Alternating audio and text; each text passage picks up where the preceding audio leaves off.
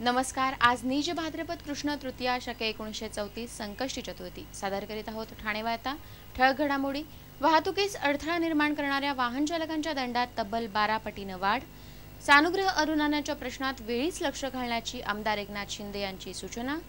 आणि एका अपघातात वडिलांना गमवावं लागलेल्या मुलीला 12 वर्षांनंतर नुकसान भरपाई। या आणि इतर घडामोडी विस्तृतपणे पण काही क्षणातच।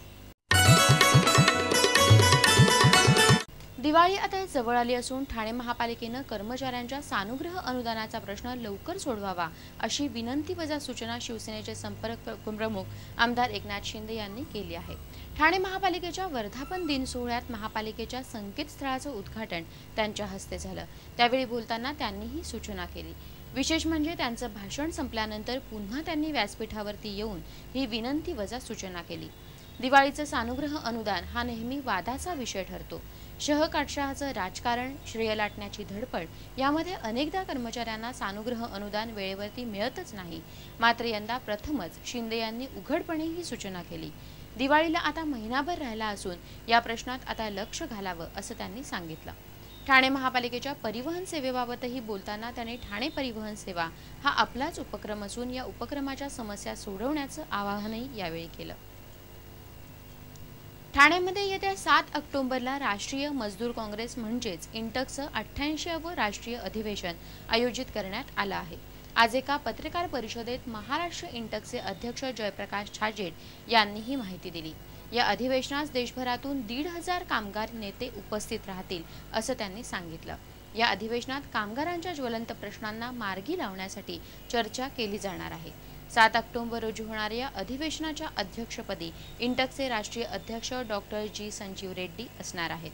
तर इंटकचे ज्येष्ठ प्रतिनिधी नोरियुकी साजुकी आणि पी हरिदासन हे विशेष पाहुणे म्हणून या अधिवेशनास उपस्थित राहणार आहेत। या अधिवेशनाच्या पूर्वसंध्येला इंटकच्या केंद्रीय कार्यकारिणीची बैठक होणार असून त्यांचं उद्घाटन राज्याचे कामगार राज्यमंत्री राजेंद्र गावित यांच्या हस्ते होणार आहे। तर अधिवेशनाचं उद्घाटन राज्याचे मुख्यमंत्री पृथ्वीराज चव्हाण आणि केंद्रीय कामगार मंत्री मल्लिकार्जुन खारगे यांच्या हस्ते होणार असल्याचं छाजेड यांनी सांगितलं।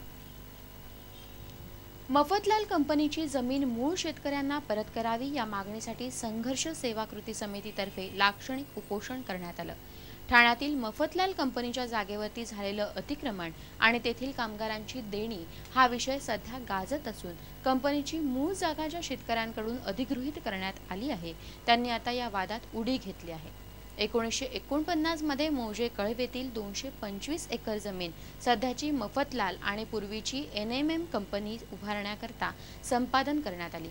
प्रत्यक्षात कंपनीनं आवश्यकतेपेक्षा जास्त जमीन संपादित करून शेतकऱ्यांना भूमिहीन केल्याचा समितीचा आरोप आहे। संपादित केलेल्या एकूण जमिनीपैकी 1/3 जमिनीच वापरात आणले। उर्वरित जमिनीपैकी 40 ते 50 एकर जमिनीवरती शेतकरी आजही भाजीपाला लावून उदरनिर्वाह करत आहेत। समितीतर्फे गेली 18 ते 20 वर्षे शेतकऱ्यांनी जमीन परत मिळावी म्हणून विविध प्रकारची आंदोलनं केली जात आहेत। विधान परिषद सदस्यांची एक समितीही यासाठी नेमण्यात आली होती। मात्र शेतकऱ्यांना अद्यापही न्याय मिळाला नाही। कंपनीनं अटीशर्थीचा भंग केला म्हणून शासनानं वर्ग करून घेतलेल्या 65 एकर जमिनीपैकी 12.5% हिशोबानं मूळ शेतकऱ्यांना 32 एकर जमीन परत मिळावी। 2003च्या विधान परिषद समितीच्या शिफारसी मान्य कराव्यात।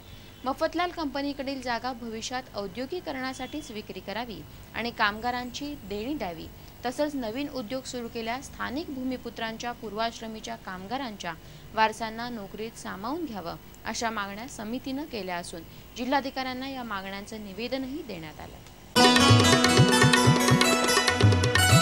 अपघातात आपल्या वडिलांना गमवावं लागलेल्या एका मुलीला न्यायालयीन लढाईनंतर तब्बल 11 वर्षांनं नुकसान भरपाई मंजूर झाल्यानंतरही 18 महिने ही नुकसान भरपाई मिळवण्यासाठी वाट पाहावी लागली।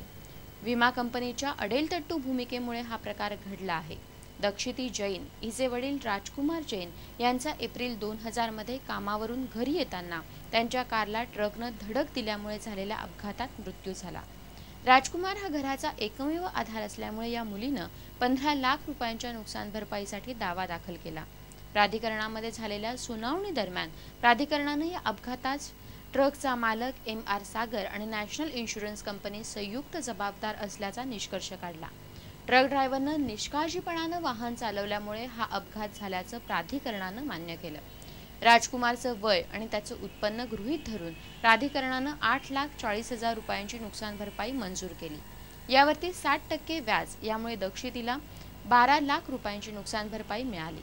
मोटार अपघात प्राधिकरणाचे सदस्य BP पाटील यांनी ट्रक मालक आणि विमा कंपनीकडून कुणीही उपस्थित न राहिल्यामुळे एकतर्फी निर्णय दिला. पण या निर्णयाला धूप न घातल्यामुळे दक्षितीतर्फे संबंधितांवरती जप्तीचे आदेश आणण्यासाठी पुन्हा दावा दाखल करण्यात आला. त्यावेळी विमा कंपनीनं प्राधिकरणाकडे पैसे भरले, मात्र हे पैसे दक्षितीला देऊ नये अशी अट घातली. दक्षितीतर्फे काम पाहणाऱ्या बुटाला यांनी याला आक्षेप घेतला. विमा कंपनी निष्कारण पैसे देण्यास विलंब करत असून फक्त वेळकाढू धोरण राबवत असल्याचं प्राधिकरणाच्या निदर्शनास आणलं. त्यावेळी प्राधिकरणाचे सदस्य असलेल्या SY कुलकर्णी यांनी हे पैसे दक्षितीला देण्याचे आदेश दिले. यातील 10% पैसे हे तिचा सांभाळ करणाऱ्या आजीला दिले जाणार असून उर्वरित रक्कम दक्षिती संज्ञान होईपर्यंत कायम ठेव स्वरूपात ठेवण्याचे आदेश प्राधिकरणानं दिले आहेत. दिवसेंदिवस होत असलेली वाहतूक कोंडीची समस्या सोडवण्यासाठी वाहतूक पोलिसांनी जालीम उपाय योजला असून वाहन चालकांच्या दंडात 12 पटींनी वाढ केली आहे. ठाणे, कल्याण, डोंबिवली, भिवंडी, उल्हासनगर अशा विविध परिसरातील वाहतूक कोंडी सोडवण्यासाठी वाहतूक नियंत्रण शाखेच्या वतीनं वेगवेगळे उपाय योजले जातात. यामध्ये काटकोन पार्किंग ऐवजी पाठोपाठ पार्किंग, ट्रॅफिक मार्शल, तसंच रस्त्यात वाहन पंक्चर झाल्यास आणि पंक्चरची साधनसामुग्री जवळ नसल्यास वाहन चालक आणि मालकाच्या विरोधात पोलीस ठाण्यात गुन्हा दाखल करण्याची मोहीम हाती घेण्यात आली होती. वाहतुकीचे नियम न पाळणाऱ्या वाहन चालकांना अवघ्या 100 रुपये दंड होत असे. त्यामुळे अनेकदा वाहन चालक या दंडाला फारशी भीक घालत नसत. त्यामुळे आता वाहतूक शाखेनं 100 रुपयांचा दंड 1250 रुपये केला आहे. ठाण्यातील वाहनांची संख्या 17 लाखांच्या घरात आहे. रोज जवळपास 800 वाहनांची यामध्ये भर पडते. ठाणे पोलीस आयुक्तालयात महिनाभरात वाहतुकीचे नियम मोडल्याप्रकरणी 40,000 दावे दाखल झाले आहेत. तर यावर्षी जवळजवळ 3,60,000 दावे दाखल झाले आहेत. 100 रुपयेच दंड भरावा लागत असल्यानं त्याचं गांभीर्य न राहिल्यामुळे वाहतुकीत अडथळा आणणाऱ्या वाहनांवरती 1250 रुपये दंड आकारण्याचा निर्णय घेतला असून याबरोबरच वाहन चालकाला न्यायालयीन प्रक्रियेलाही सामोरं जावं लागणार आहे.